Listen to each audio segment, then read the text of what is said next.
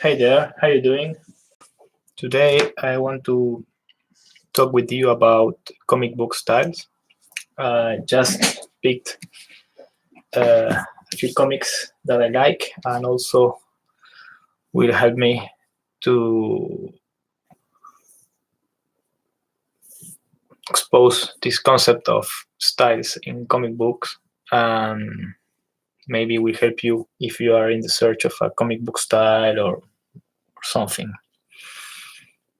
I'm gonna review from Hugo Pratt, some of Alex Raymond, Harold Foster, Enki Bilal,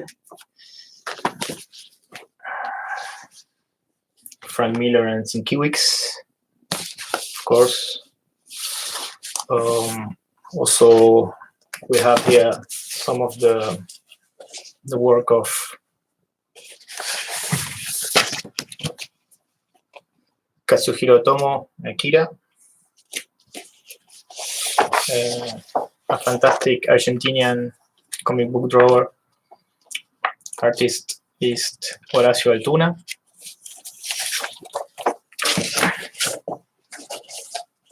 Also, Horacio Altuna is black and white.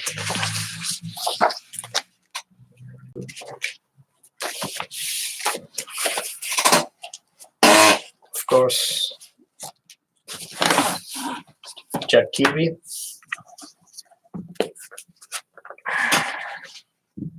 This one is fantastic. I like it a lot. That is Mr. Azpiri.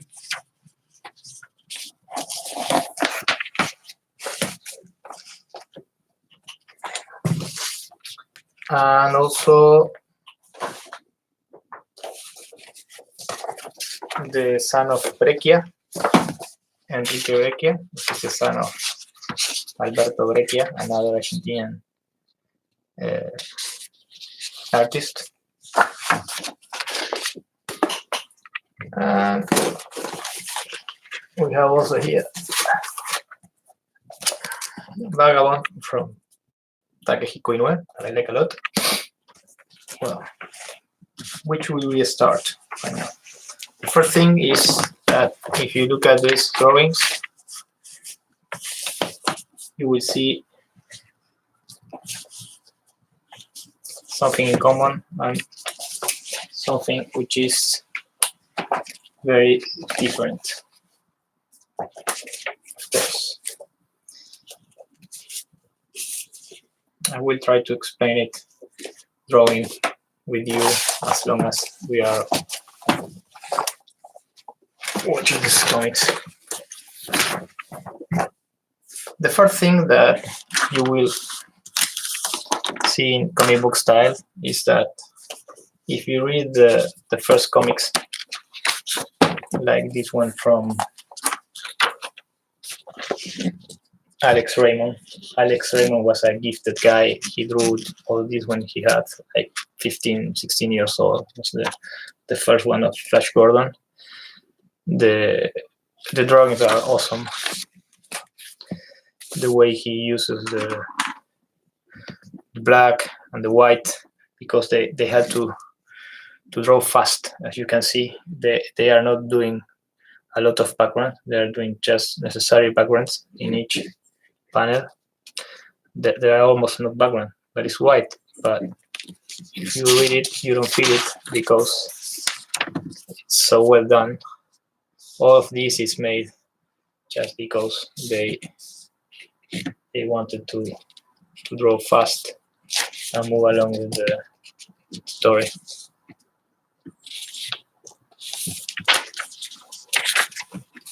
As you can see. But here the first thing we can see is that this first comic books, I'm not talking about the Batman comic book from the 50s, etc., is that there was a lot of attention in every draw, but there wasn't too much attention in the page layout. Here is something way ahead of its time. It's just breaking the page.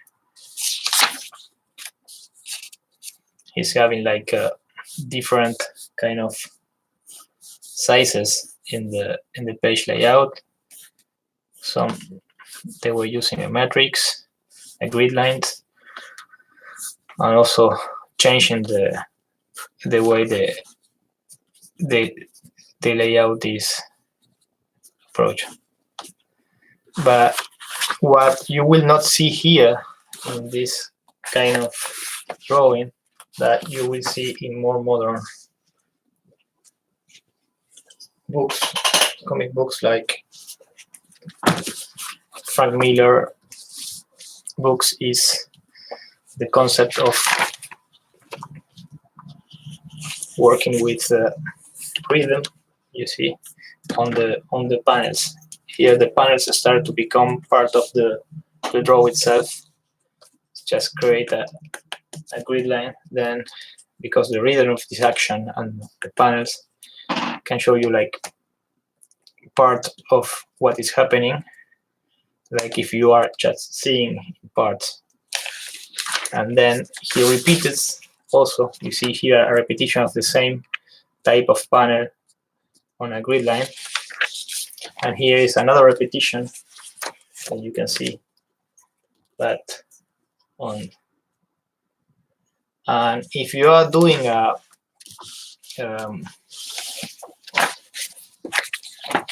rhythmic grid line like this, or splash page with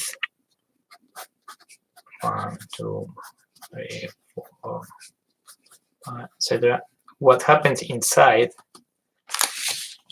should be connected between what I'm talking about here. Let's study this thing so you can understand what is important. The work of Frank Miller.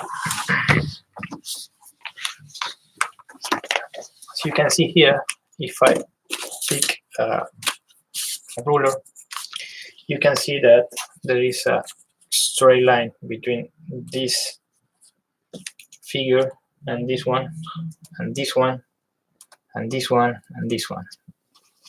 You can almost draw a continuous line. And between this diagonal, you can pick these figures, this one, and then this one. So the page is, you can read this page in several directions. So what was happening here, that what was happening was in each panel, but there was no communication between panels. Not to say the captions that were not put in a way that they were communicating is very different from what is happening here, where the whole splash page, the concept of the comic book, not one panel from one panel and the whole splash page. Maybe this is the way that as these guys were drawing at that time. They were not mostly drawing one page, because they were sometimes doing one panel and then they cut it and made a collage, and that's the way things happen. To be this kind of straw in the panel were very large, were larger, so the ability to create distance or something that will be giving some connection between panels, juxtapositions, is very limited. You have to read one panel after the other. But before you get into the Frank Miller, Sienkiewicz kind of comic book style with changing reasons, this Electra Asesina is like awesome. It's one of the, you can learn a lot from this. And I'm not talking about the drawing style. This drawing style that Sienkiewicz is using, which is something I like a lot, because it goes with the and the What is difficult here is that if you just can see, let me search for some of this drawing to show you what I'm talking about. First of all, Sienkiewicz and Frank Miller have very similar way of drawing, which is a way of drawing that I don't know if they pick it up from Hugo Pratt, but it's some kind related. As you can see, this is Hugo Pratt, maybe one of the most important comic book drawer with Frazetta and Breccia, because this guy really revolutionized the comics. Hugo was, I know very well Hugo because Hugo was my father was a pupil of Hugo Pratt, and since I was a kid, I learned drawing watching Hugo Pratt comic books. And immediately what you see here is kind of an evolution of this, because you have also panels. Those panels are not connected too much between them in a way of diagonals, or maybe here you can have some diagonals, but he's not expressly doing this. He's just which is very difficult to work always with. He will start doing this later in the Corto Maltese series, that he can put almost any kind of image inside the same panel size, which is very difficult. At first, beginners, when they start drawing, they try to expand panel when they cannot solve what is happening inside the panel. This is because they were watching a lot of movies, and in movies you have always the same size of the screen, so they're picking up the way they are approaching the images and the scenes are mostly from the movie, from theaters. So you have all kind of camera positions, etc., typical of the movie. But what is happening here is that you have a lot less detail than they were having in this kind of drawings. You see, Hugo start working with more synthesis, doing more with less. Also, they do not fill backgrounds because they work and they have a schedule, and they have to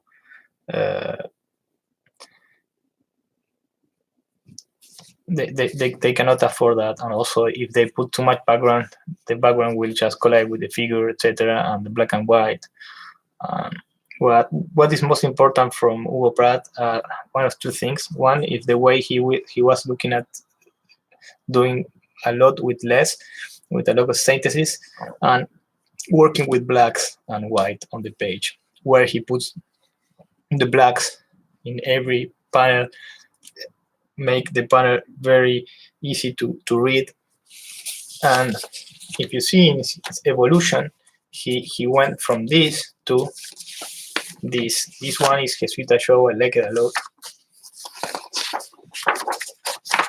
This is one beautiful drawing from Hugo Pratt. And you can see he moved from this kind of draw to this one. In this one, he's almost using blacks and just a few lines to create a figure. If you see the way he's just, let's see, doing the characters, you see the face, he's just doing let's see if I can show you this way. I'm gonna do it with this one. I like a lot. He's just, so you can see this what I'm speaking about. He's not using too much amount of lines because he already mastered the proportions, and The mouth is just a line. Eyes are like a few lines like this, and noses, he makes them like something like this, and then he start working with the let's see if you can see what I'm seeing. He's not just doing too much of details. This is all filled in black.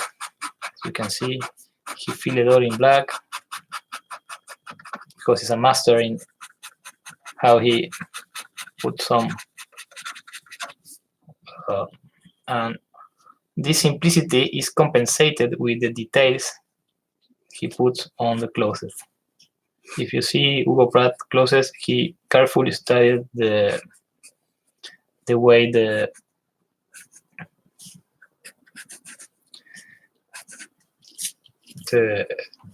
characters were dressed in that period of time, but he's using like let me fill it with some. Wait, I don't have here something to fill with ink. I'm using a lot of ink. He's just. This is because in his style, the way he uses his hand, he draws almost without using a pencil. He just draws this from scratch, and he draws it with a marker or a rotring. You don't see too much line variation like I did here. He's using always the same a marker with the same kind of line variation. But as you can see, he's still working the page like frame by frame, because the most important here in Hugo Pratt's style is that he was able to communicate a lot always with the same grid line, because he was more focused on what was happening inside the panel that outside the panel. So he just made a grid line. He respected here a symmetry of grid lines, and then he put some rhythm, like when you read it, it's like watching a movie. So he doesn't need to use a lot of details when he's drawing, because the way he attained such a level that he could communicate and take a tale with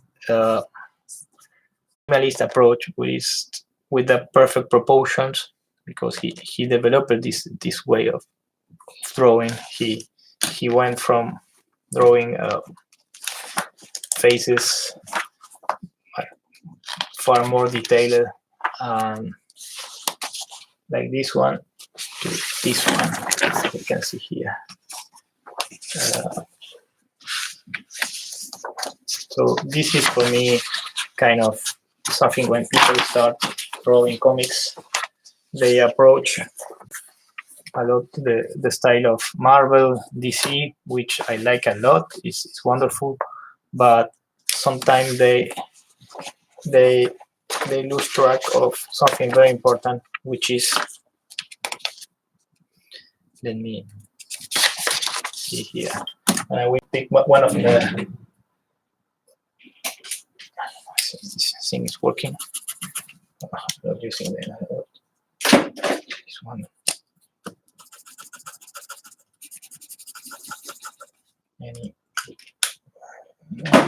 See, I can do it with any marker. It work.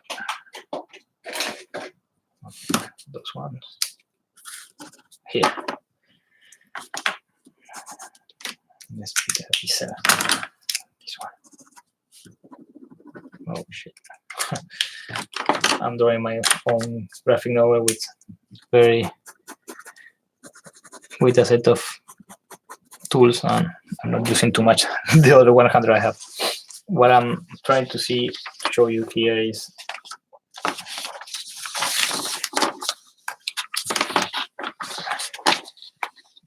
let's take a look at this panel here. Hugo is using a lot of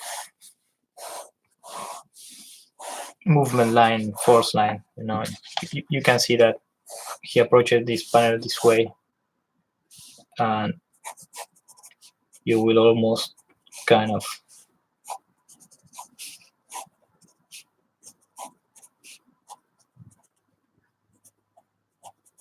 if you wish.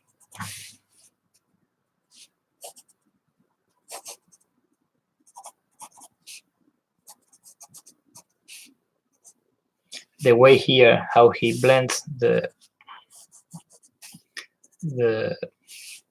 soil with the soldier foot is fantastic, because that's what I'm talking about. It's like almost a sketch. He's sketching, and he doesn't need to put a lot of more detail about that, because what he's looking on this kind of drawing is he's enjoying that he has a very free hand. He's not just building too much the drawing. He's just drawing it in a way that its drawing communicate a lot of movement, and if he was to put a lot of details inside, it will just make that movement and the way it's drawn lose the movement he was willing to communicate. And I think that to start drawing and do some panelings, the first things someone must learn is not go through all the details, but be able to draw very fast in a few lines what you want to draw. And Hugo Pratt is perfection in that sense, and also is fantastic the way he communicates, and storytelling is just awesome. In this page there's no dialogues and a lot of things happening, as you can see. Maybe you didn't realize it, but on all these pages there was not a single caption. All is happening in complete silence, and this is something awesome because it creates like a sense of mystery. And if you continue, you will see that the first caption happens just right here, a lot of pages later. And if you read it, because Hugo was not only a comic book drawer, because he was a novelist, he was doing its own scripts and his own design, so he was not just scripting and then drawing, he was drawing and scripting at the same time, and that will define a lot your style. Of course, if someone is working at Marvel or DC, which I like a lot, I repeat, but there is a business and they have to make a division of labor, so some guys do some penciling, the other scripts, the other one the inking, and the other the coloring. So this kind of synthesis is very hard, because the guy that is writing is just imagining things, but it's not thinking necessarily in images, and that kind of perfect blend is what you get when you see, for example, the work of Elektra and Frank Miller. And here you can see that is there's a lot of similarities between Bill Sienkiewicz's style, the way he's doing, for example, some faces and drawings, the way that Hugo Pratt is drawing. You can see that on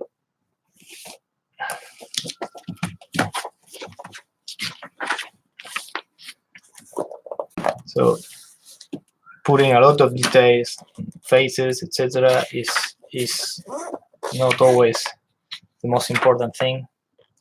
You can draw, for example, face. Like I always liked the way that Hugo Pratt was doing faces, like in just a few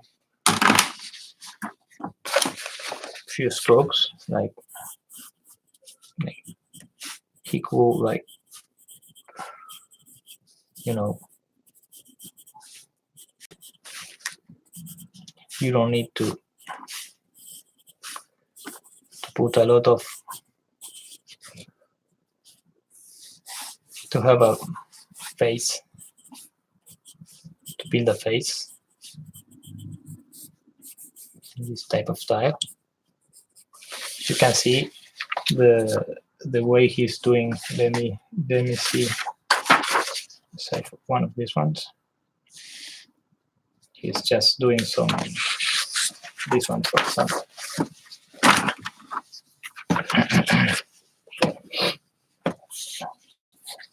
He just, for example, he has of course, the hat.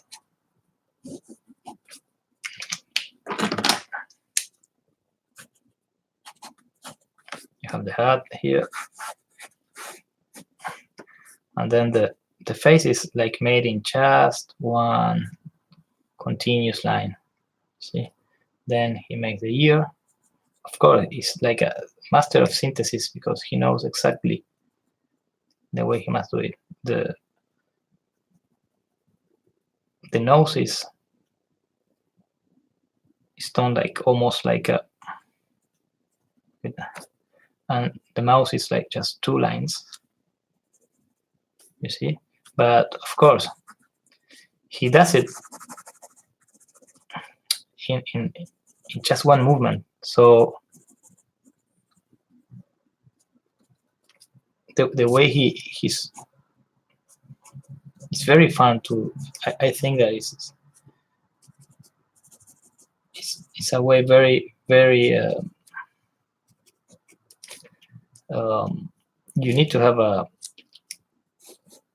tool that will allow you to draw with some fluidity. So it's like if you could just do a face with the less amount of lines possible. That is a good exercise. You can try it, like a sketching. You see, the important thing is that in this kind of style, you have to draw fast. You cannot draw slowly. Like the difficulty is like to draw fast, but having a without losing the synthesis of what you are drawing. It's not the same as if you see the Alex Raymond faces or details he were putting on. They were very detailed faces. Very detailed faces. You can see here, but also he used a lot the space between the eyes and nose, etc. That's the way. This way, the way that Hugo Pratt started drawing on comic books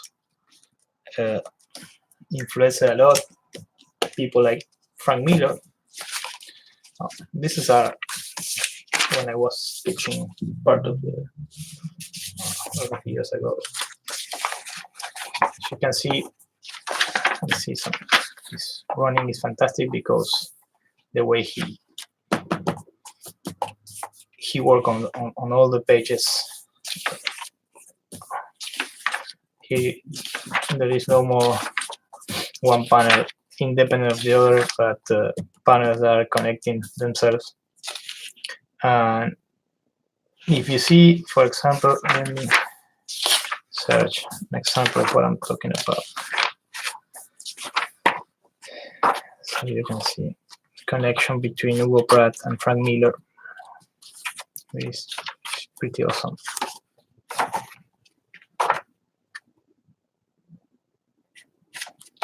You will see more clearly here in the Batman.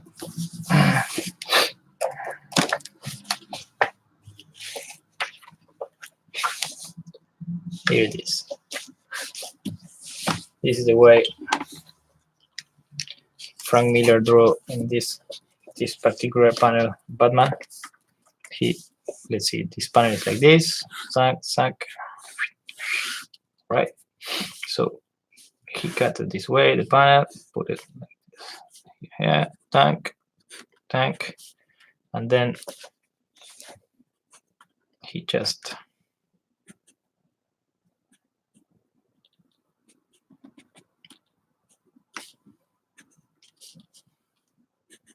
the mouse and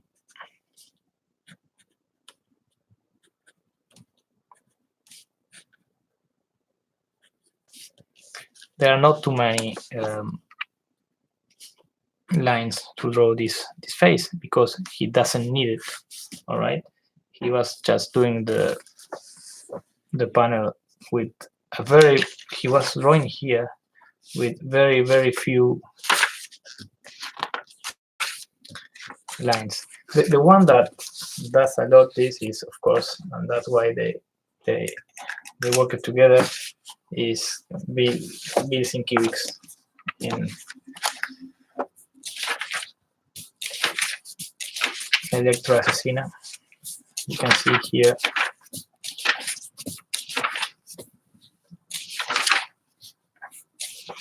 it's just a blend of it. There are others that I like a lot, which also have something in common with Hugo Pratt, which is they are, for me, the master of the masters, who is Sergio Toppi. It's another Italian artist. Is like kind of a transition between that simplicity attained by Hugo Pratt and that detail that Alex Raymond had, and the way Frank Miller exploited the pages. And Sergio Toppi is almost from the same era than Hugo Pratt, maybe a few years later. He's so the way he was exploiting these pages was maybe before Frank Miller's. And you can see that because he was drawing all of this in one same page, and he was using diagonals. But what I like a lot about Sergio Toppi is that he attained a level of detail and proportion in the way he's just drawing faces. You can see that the eyes he's doing. I will use this because if not, you will not check to see what I'm. The way he's doing an eye is with some level of detail. He puts the eye socket. He does the and then he draws the mouth, the shadow, the lips, and the perfect proportion that he uses on the white space he left on the beer. And what I like the most is how he uses blacks and the texture he uses in everything, in beers and in every detail.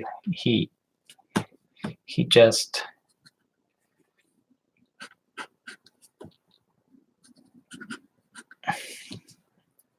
here copying this, but studying this, because this is a way you can study different artist styles, and maybe you should study them. So because it's nice to copy the way and all the tricks that you can use in DC or Marvel comics, which is awesome, like hashing, etc. But also good for you to see another type of European comics that are working with another way of expressing and communicating. So look the way as he. I'm looking at this drawing here, right? I'm copying this drawing here. Look the way that he's just doing the hair, because you can almost do a double with the way he's. I will say that the way I like to draw is influenced a lot by Sergio Toppi and Hugo Pratt, which is the one I like, and Frank Miller. You can see here let me show you another example, how he feels the way he does the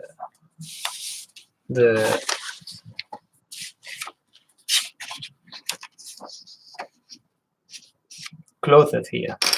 Clothes. Look at this drawing. This guy here.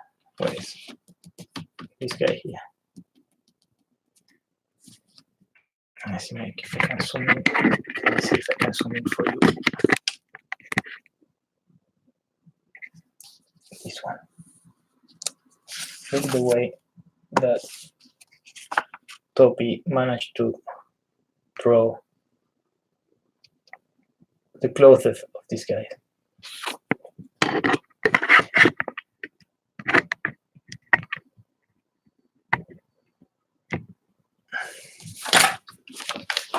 He does not necessarily in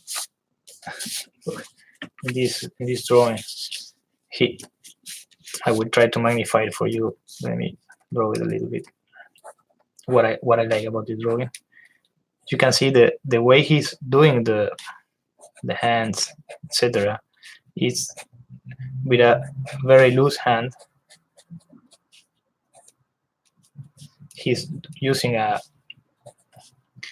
not a pilot like this one, but he was using a deep pen, which give him a lot of line variation. And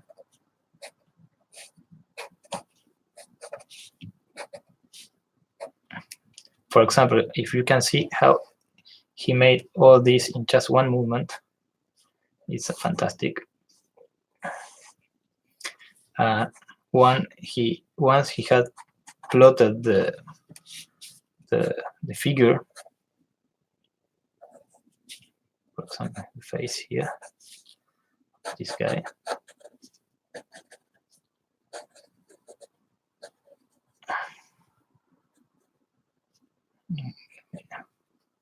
Try to.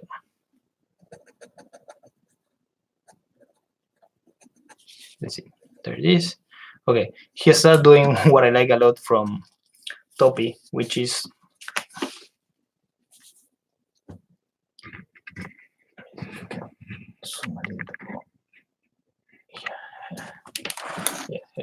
what I like a lot is the way he just started doing some weird hashes on the clothes, and you can see that the guy the master has just do it without thinking too much, in the sense that not pre-planning it. He was just doing it with line variation and things like that. And when you see the effect he achieved is even without cross hatching, because later he liked a lot of cross hatching, and he made some things that were just fantastic. I just do this drawing here to show you what I was looking at, this style, and the way he was just using this kind of hatching to achieve a higher type of expression with blacks and whites is just amazing. And you can see that he's using that same style in a face with spaces in black and white. He's using the same styles when he's drawing figures, and almost when he's drawing anything.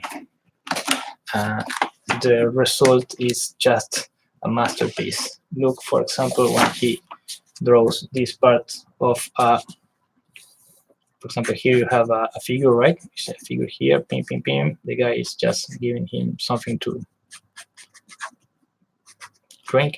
And this part of here of the drawing is what I like to show you. He's just put some rocks with kind of, and then he start doing some this kind of crazy hatch.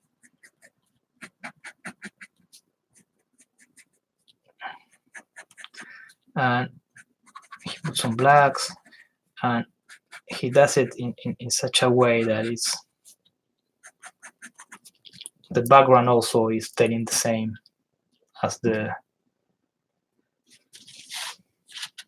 main drawing, or the clothes, the faces, everything, and the way that he exploits white, because here he left a very thin line and a very line white variation with variation of the black lines. So the way he uses black lines, thin lines, the way you can see that this draw was drawn with just one continuous movement, giving that expression of continuity and movement in the whole picture. It's not a static picture. It's not a drawing that you look at it and you see, okay, this is class. There are some guys that doesn't have that when they draw, no matter how much they learn and how much they put on their drawings, their draws are also always like fixed. They don't have movement, because the way they use the hand, etc., is not in a continuous movement, because the way you move your hand will translate in the way that the final drawing will show. And I think that you should explore Sergio Toppi a lot, because for me it's just wonderful the way he exploits every single pages, the way his style is fantastic, and you can see also this in color, and it's just awesome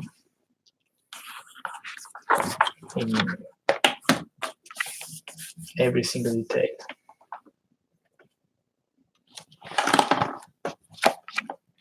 Hugo Pratt, and another one that I like a lot, that have a lot in common with them, with also Frank Miller, Sienkiewicz, etc., is Azpiri. Azpiri, you will know him for Lorna, and what I like a lot of Azpiri is also that he has a way of doing faces that are with a lot of simplicity, his characteristic trademark is, I will sum it up like this kind of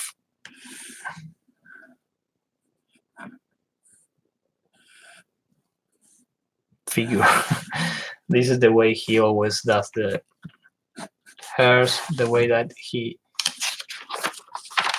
uses on the, for example, here you can see in this, he always that almost like when the guy that drew Spawn was using. But if you can see also in the way that Azpiri is drawing, he's putting a lot of detail, some little details in some figures, but most of the time what you can see that there are few lines because he's giving a lot of line expression and movement lines.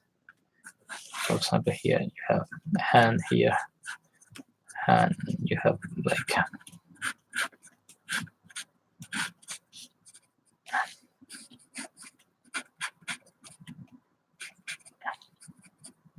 and a figure here on the background is supporting the figure with a lot of dark. But the main figure is, you can tell that he made it with just a few lines and then he added all the detail, but there was so well made and planted that figure that he didn't need too much,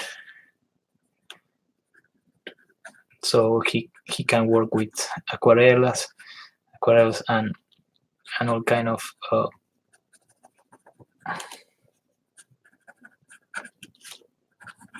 expression. So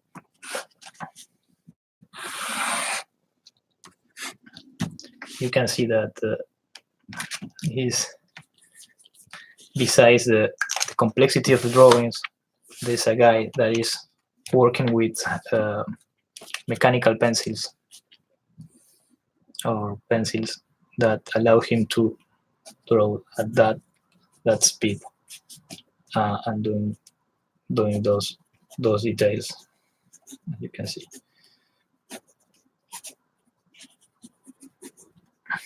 So if you train your hand to move freely and in short movements, later on you can put a lot of details to your drawings.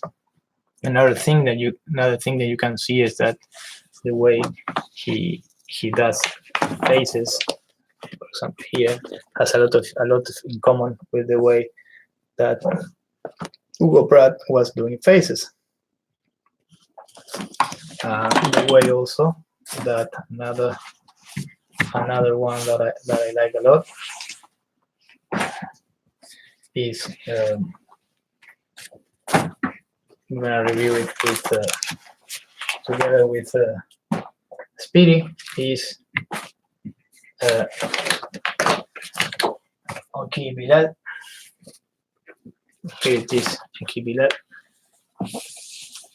Enki is kind of different because you can see that Enki put a lot more of, he's not drawing so fast, he's drawing with a lot more of, in a slower way. For example, this face here, let me show you what I'm talking about. There you can see that face, yeah.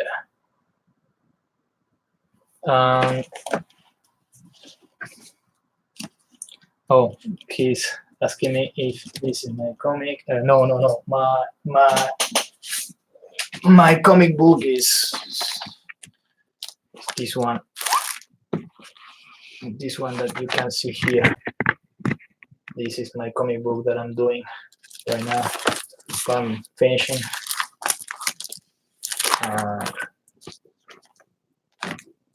It's a mess. I try to blend this kind of style, doing backgrounds, doing the hashes of Toppi that I like a lot, the line of one just one continuous line from like Hugo was doing, or Frank Miller, etc. And in this particular graphic novel, because it goes in color, not only in black and white, it goes in color, I add a lot of detail also, so you can achieve some volume, but also some, you can see some simplicity in the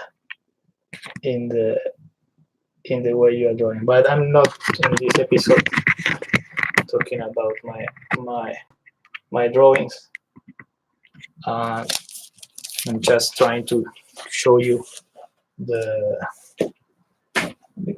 way. If you see how when I draw at first, I draw very fast and with that kind of simplicity, and then I add details. I could just stop here with the sketch, but I like to put some details on. This is a sketch page. This is how I just draw it from the start. This is how I sketch things. But I was in this episode just showing some of the guys that I like a lot when I was studying comics, etc. And this figure, for example, if you can see it, you can see that he put a lot of details in how he made the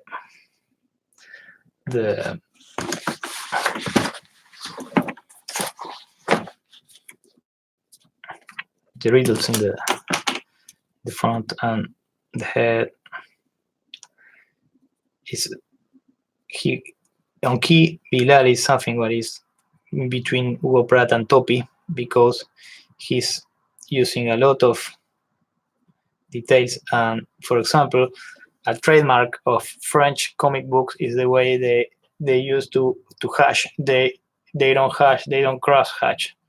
You will hardly see on Enki Bilal draw a cross hatch that you can see on Toppi. Toppi will use, for example, for hatching, Toppi will use these techniques like this. For example, he would just cross hatch things, etc. But then he will just do, for example, if he has to do let me magnify this for you, faces. He used like continuous line without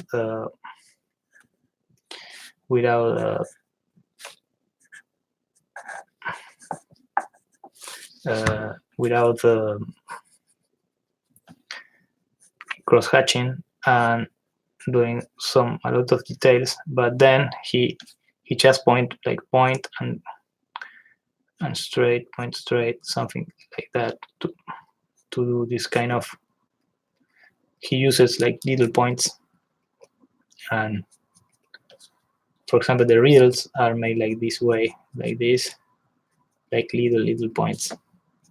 This is Jean-Giraud of Moebius, also that's the same.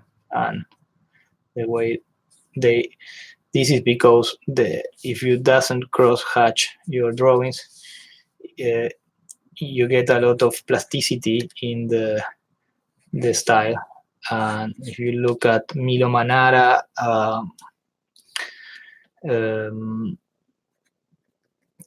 Jean-Giraud, which is known as Moebius, you will see this. Even here, he could cross-hatch, but he doesn't cross-hatch. He just does some kind of effect like this one. All of these are ways of adding details and style to its draw. But the most important is the way that the line he's using is a continuous line. It's not a line like this or a line of fear or something. It's just a continuous line. So the outcome of its drawings have a lot of plasticity. This is what I like a lot. sometimes maybe I don't like too much the way he does faces. I respect him. I like them because it's on proportion. You can see that it's Enki Bilal just by watching the way he does faces. Maybe the distance between the nose and the ear is kind of short. He's not building the classical Loomis way of doing the faces. I like it a lot. The way he does the eyes, etc. It has a coherence with the way he's drawing, and of course he's a fantastic storyteller and a magnificent painter. He's far more beyond comic books right now. Also, the way he does the marks on the buildings, it's a trademark of him. This little line of painted with aquarelle or tempera, I don't know what he's using. Acrylics, I think he's using acrylics. And then he draws above with the rotring or something like that. He doesn't, in his style, he does not use too much line width variation tools like, for example, a deep pen, and he's most using is inking with just one kind of line with variation. This is fantastic because he puts a lot in every page, like Toppi, but you can see it. The page has a sense of plasticity and volume, and when you read it, it's just fantastic. It's hard to express what I'm doing, but by using a lot of continuous curved lines like this, he used a lot of curved lines everywhere, as you can see. Sorry about that. Curved lines. The way he started giving a rhythm of plasticity. He's not exploiting the page like. Maybe like you see this page has too much text on it. He's not exploiting the page in the same way that was Frank Miller, etc. This comic book is from the 80s, so they still were working like panel by panel. Panel here is more modern. This page. Also, there are not too much composition between panels that you can see on for example in the work of Miller in Ronin, where you can tell that this head, this mouth, this foot, etc. are all aligned, and you get a composition between each panels, and between panels you can see here that when he was drawing, he was drawing as a whole. So you can see this face with this face, the rhythm of the blade once approaching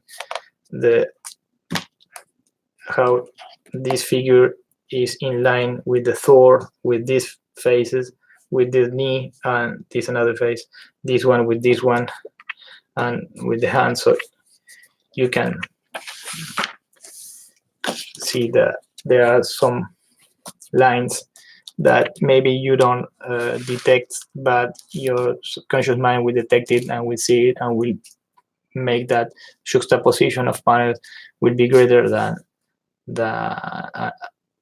what you think. All of this is because he's approaching the drawing as a whole. Another one that, let me see. Okay, this one. One of the greatest of all times, which is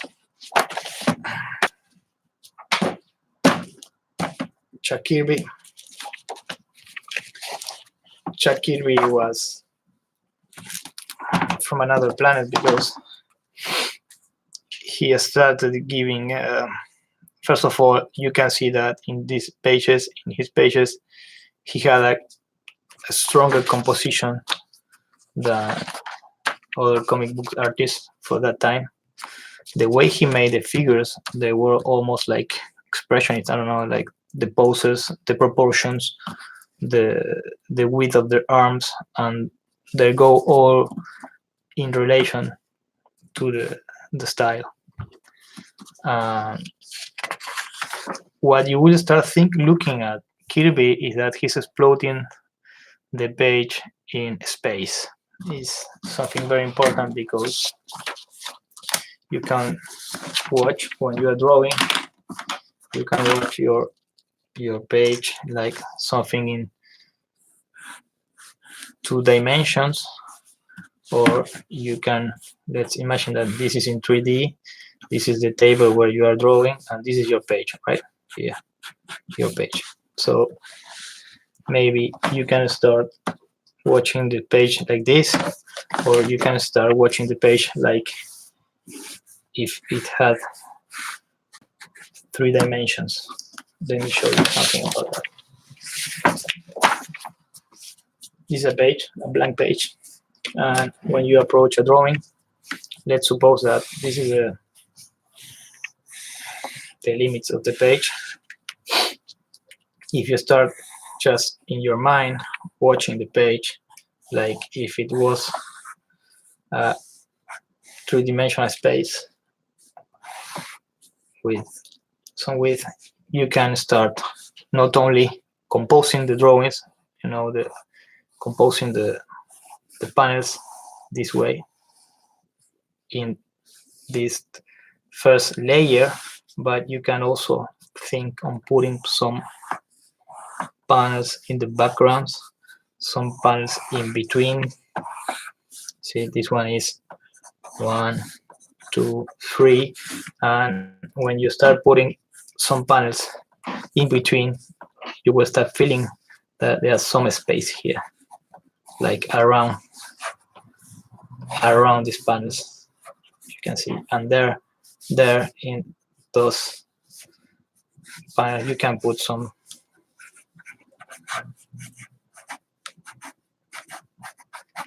figures.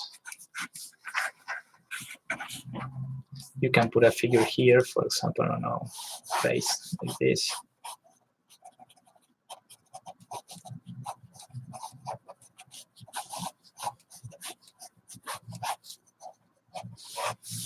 You can put here another figure like an eye, someone looking at you this way, for example, and here in the background you can put his mouth like disconnected with his nose this way, and you can have a city here like a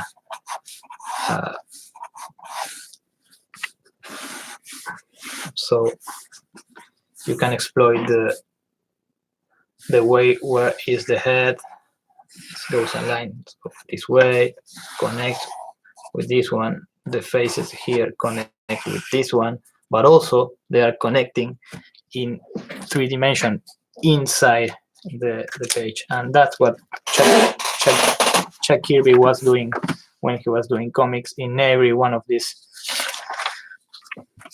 panels, he was using, look at this, he was using perspective a lot to give a lot of expression. For example, here you have a big boot that is just like it's hard to have space for showing the drawing.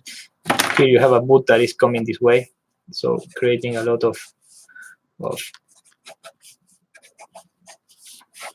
space in between, and the character here, the character is here like, oh, what the fuck is going on? And you can see in every panel he was working, the characters flying, things happening. There was a lot of happening in every page. That's what made Chuck Kirby so powerful. The way he was putting things in the page, exploiting a 3D space. And for that time, it was just something that other artists were not doing.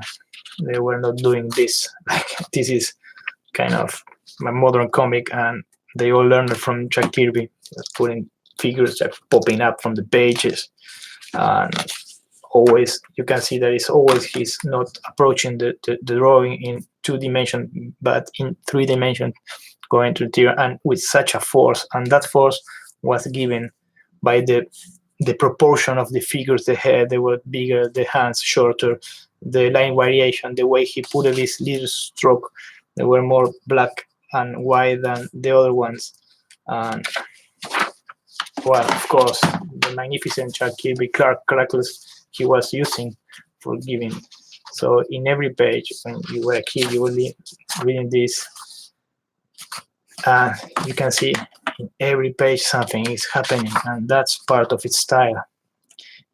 You can see this work of art and enjoy it without reading it, just following the images. So the juxtaposition of the image is telling you a lot more than what you are reading. And when you read it and you know that that reading is perfect and it's putting you on the story, it's just fantastic.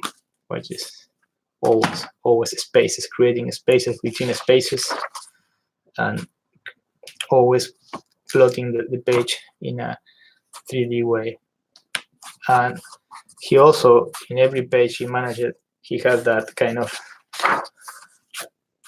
sense of proportions. That's what I like a lot of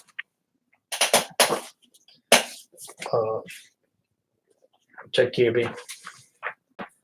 And well, I just wanted to share with you that. Also, I like a lot from this comic book Vagabond, the way that Takehiro does some kind of work on the faces. He is making a wonderful job on hashing faces with very thin lines, and of course the texture he's using on the backgrounds a lot. Most of the time the backgrounds tells a lot more than the figure itself. His style of hashing, etc.